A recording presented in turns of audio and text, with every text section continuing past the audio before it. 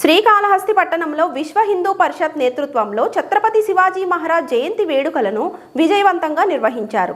ఛత్రపతి శివాజీ మహారాజ్ గారి 395వ జయంతి సందర్భంగా భారతీయ జనతా పార్టీ, విశ్వ హిందూ పరిషత్, రాష్ట్రీయ స్వయం సేవక్, బజరంగ్ దళ్, అఖిల భారత విద్యా పరిషత్, పుర ప్రముఖులు మరియు వివిధ పాఠశాలల విద్యార్థులు, ప్రైవేట్ స్కూల్ పిల్లలు, బాయ్స్ హై స్కూల్, ఎన్సీసీ పిల్లలందరూ కలిసి భారీ ఎత్తున ర్యాలీగా స్థానిక బెరువారి మండపం నుంచి బయలుదేరి శివాజీ మహారాజ్ చిత్రపటాన్ని ఊరేగింపుగా 4 గోడల వీధులలో ప్రదర్శన చేస్తూ ఛత్రపతి శివాజీ మహారాజ్ కీ జై, భారత్ మాతా కీ జై అంటూ నినాదాలు చేస్తూ కోలాహలంగా శివాజీ మహారాజ్ గారి జయంతి ఉత్సవాలు 4 మాడ వీధుల్లో ఊరేగుతూ విజయవంతంగా జరిగాయి. ఈ కార్యక్రమంలో ముఖ్య అతిథిగా బీజేపీ కార్యదర్శి కోలా ఆనంద్ మరియు భరణి కృష్ణ గారు పాల్గొన్నారు. ఈ సందర్భంగా కోలా ఆనంద్ మాట్లాడుతూ దేశ ధర్మ పరిరక్షణ కోసం ఆనాడు ఛత్రపతి శివాజీ అయితే ఈ రోజులలో నరేంద్ర మోదీ గారు అసంపూర్ణంగా మిగిలిపోయిన వాటిని ఇప్పుడు నరేంద్ర మోదీ గారి నేతృత్వంలో భారతదేశాన్ని 2047కి ప్రపంచంలో అత్యంత శక్తివంతమైన దేశంగా అవతరించే దిశగా ఇప్పటి నరేంద్ర మోదీగా వారి సంకల్పమని కోలా ఆనంద్ వెల్లడించారు. నా ధన్యవాదాలు తెలియజేసుకుంటున్నాం.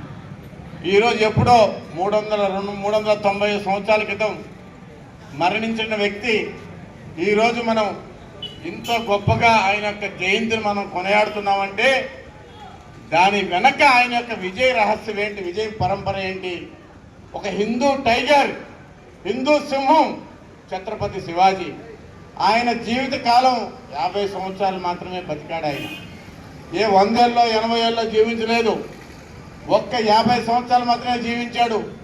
ఆ 50 సంవత్సరాల్లో ఆయన భారతదేశ చరిత్రలోనే, భారతదేశ చిత్రపటంలోనే ఒక మహోన్నత వ్యక్తిగా నిలిచిపోయినాడంటే దానికి కారణం ఆయన చూపించిన ధైర్య సాహసాలు.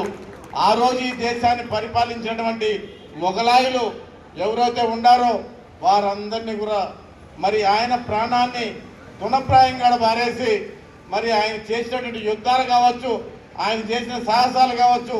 ఈరోజు వాళ్ళ కొడుకు పేరు ఒక సినిమా రిలీజ్ అయింది, చావా అనేటటువంటి సినిమా దిగ్విజయంగా ప్రదర్శింపబడుతుంది పెద్ద హిట్తో. అంటే ఎంత గొప్పగా మన దేశంలో మరి ఛత్రపతి శివాజీ గారి యొక్క ఆ యొక్క మహారాజు యొక్క జీవిత విశేషాల్ని చిత్రీకరిస్తే ఈరోజు కూడా 100 కోట్లు 1000 కోట్లతో ఈరోజు ఈ యొక్క దేశంలో ప్రేక్షకాభిమానులు ఉండాలని చూసేదాన్ని. మరి ఎంత గొప్పైనటువంటి చరిత్ర కలిగిన దేశం మన సనాతన ధర్మం. దీన్ని ఎవ్వరు కూడా ఏం చేయలేరు. ఈ యొక్క సనాతన ధర్మాన్ని ఎవరు కూడా వేరు చేయలేరు.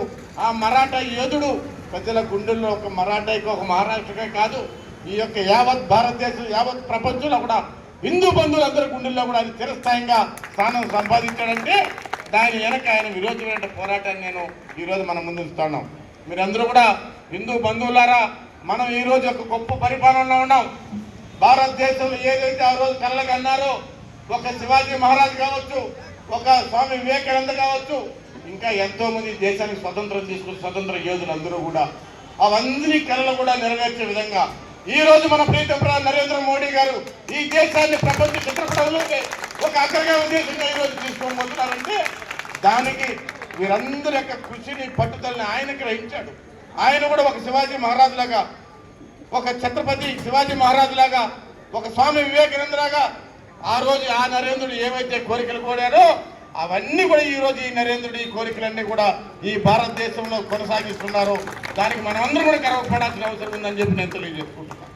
ఇప్పుడు కాలాతీతమైంది, ఎండొచ్చింది కాబట్టి ఈ యొక్క కార్యక్రమం ఇచ్చేసినటువంటి మరొక్కసారి హిందూ బంధువులారా మీ అందరూ కూడా నేను పేరున హృదయంగా ధన్యవాదాలు తెలియజేసుకుంటూ, అదే రకంగా ఈ యొక్క కార్యక్రమం గత వారం రోజులు నిర్వహించినటువంటి వేదిక మీద పెద్దలు సుబ్రహ్మణ్య రెడ్డి గారు కావచ్చు, అదేవిధంగా పెద్దల డాక్టర్ గారు కావచ్చు, అదే పెద్దల బాలసుబ్రహ్మణ్యం గారు, ఈ వేషధారణ ఉన్నటువంటి చిన్నారులు కావచ్చు, ఈ కార్యక్రమం మీ అందరూ కూడా మరొకసారి నా హృదయపూర్వక ధన్యవాదాలు. జై హింద్, భారత్ మాతాకి, భారత్ మాతాకి, భారత్